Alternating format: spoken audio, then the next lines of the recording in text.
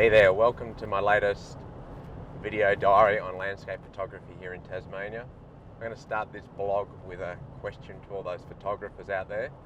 Have you ever been going somewhere and you're driving along or you're walking along and there's an amazing scene that unfolds, the light's beautiful, you're in the right place, and then you realise you haven't got a camera?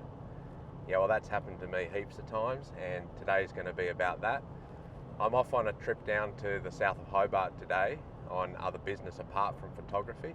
It's going to be about a 4-hour drive each way.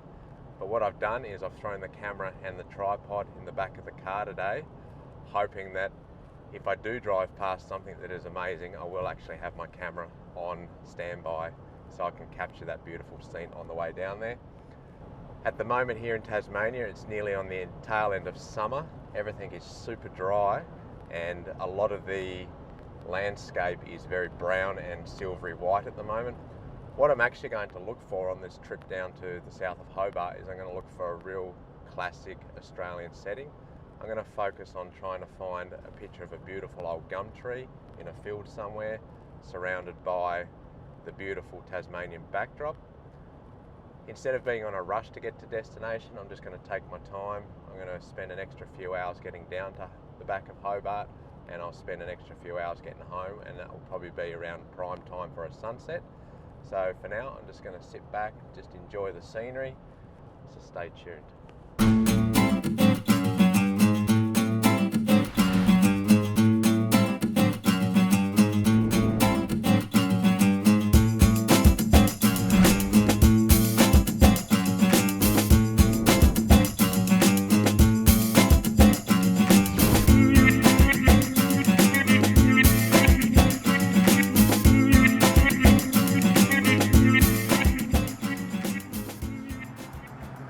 So I've not actually been successful in getting any really good landscape photography shots this morning, but I have found a good bakery here in sunny Longford.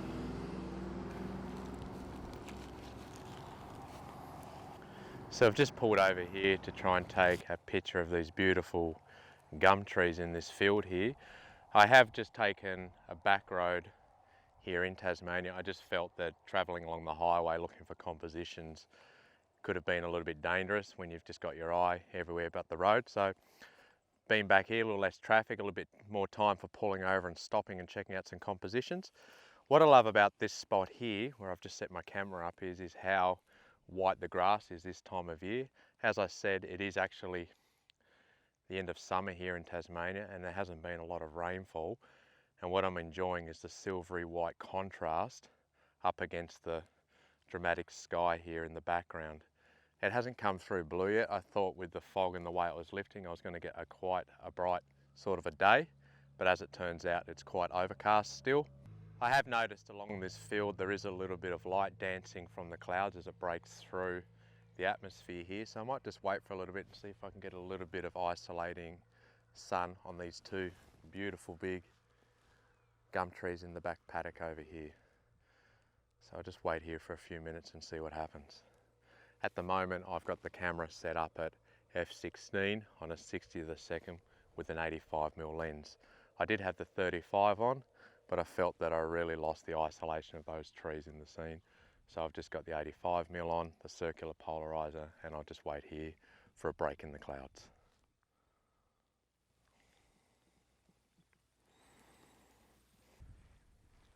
So I have literally only been standing here about 5 minutes, and there's been a beautiful ray of sunshine just sweeping its way across this field at the moment.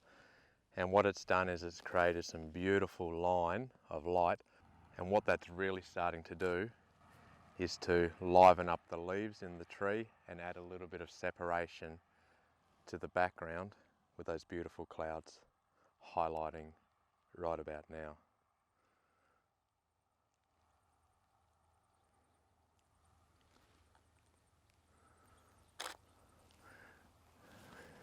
And just checking my exposure, and I am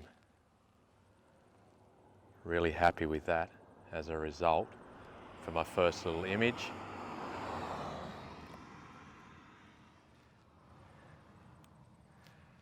Heading down to Hobart. And for now, back into the car, continue journeying on, and hope for a little bit more luck and a few more opportunities to snap some pictures on this journey.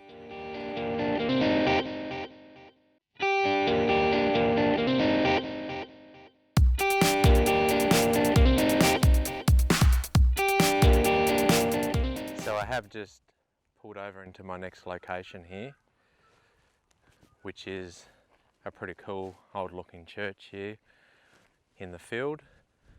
The light itself at the moment isn't that great. It's sort of mid-morning and the clouds are a little bit dusty looking. When I say dusty, they're quite grey and there's not a huge amount of contrast in them. There's a few pockets of blue in the background which might lean this towards a good black and white picture perhaps. But I'll just take a few shots through the field here in this break of trees and see if it's an exposure worth chasing.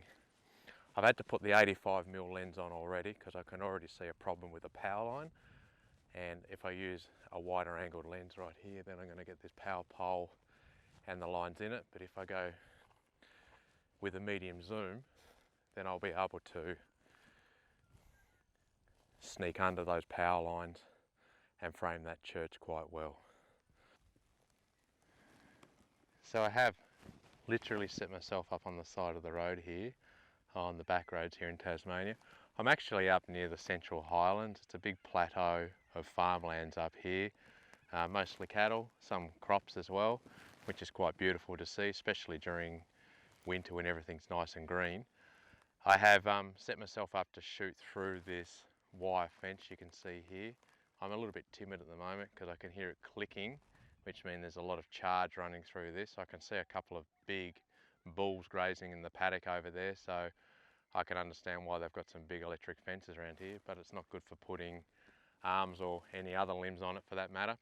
I've got down nice and low. I want to try and shoot through this real silvery looking grass in the foreground. Adds a little bit of movement, how the grass is just laying over at the moment, which makes the picture a little bit more dynamic. What I've done is I've just set the camera up with a classic rule of thirds here. You probably can't see my LCD screen, it is super bright out here at the moment. So I've got the church down in the bottom third of the screen, giving that classic rule of thirds, and I've got it to the left hand side of this composition. What I can also notice as well is in that field, looking out over there, if I give it a little bit of elevation here, there's actually a nice green patch running through that field as well, which gives this wheaty colour grass a lot of separation in the foreground leading up to the church.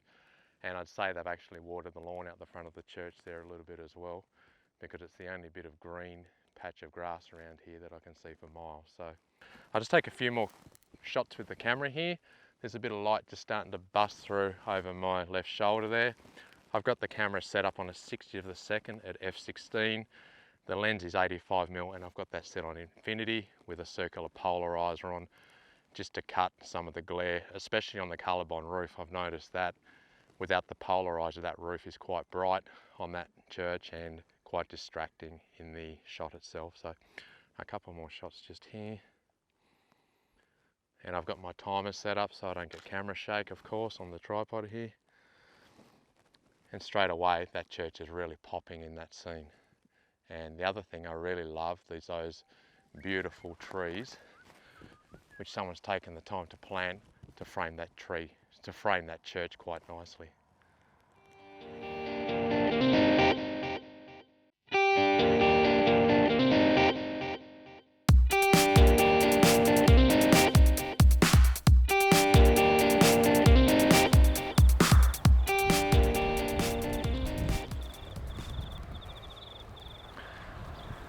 So it's towards the end of a pretty epic day of driving and I'm not far from home. As you can see, the sun's starting to fall pretty hard now and I'm getting some really nice horizontal lines with the shadows surrounding me at the moment. The thing that's caught my attention at the moment, and you probably really can't see this from where I'm standing, is this really old, what I thought was a barn, but it's actually a really old farmhouse up on top of the hill here. And I've looked at this barn quite a few times driving home and always thought I might take a picture of that, but never have. My recommendation is if you do see an old outhouse or an old barn or some really old cool ruin. Take a photo sooner than later. There's been plenty of opportunities where I've had to take photos of old buildings like this, and then I've gone to shoot them and something's happened to them, like they've burnt to the ground, or a lightning struck them, or a big heavy wind's blown them away. So I've learnt my lesson and decided to actually stop here on my way home from Hobart and take a picture of this. I've got my 85mm lens on, primarily because it's a fairly long way away, and I'm going to try and catch myself a really nice panorama here. What I have got is the nice long shadows stretching out across that field in the foreground, and it's putting a really nice play of light across that field. So I have been standing here for maybe 15 to 20 minutes now, and a couple of interesting things are starting to happen to this scene, which is making it worth my while. Firstly, I've got a friendly cat down here, which is bunting at my tripod here, which is quite funny. And I've also noticed over to the southeast of this barn, and you probably can't see right now, but the moon is actually starting to rise over on the horizon. And if that moon comes a little bit further northeast to where I'm standing, then I might have a really cool opportunity to grab this barn with a moonrise, which would be quite cool. And the other thing that's pretty interesting at this stage is there's some high altitude clouds starting to wisp over as the wind started to pick up, and they might make an excellent backdrop for this already pretty cool looking scene here in the northern part of Tasmania. So stay tuned, and hopefully a good composition coming up.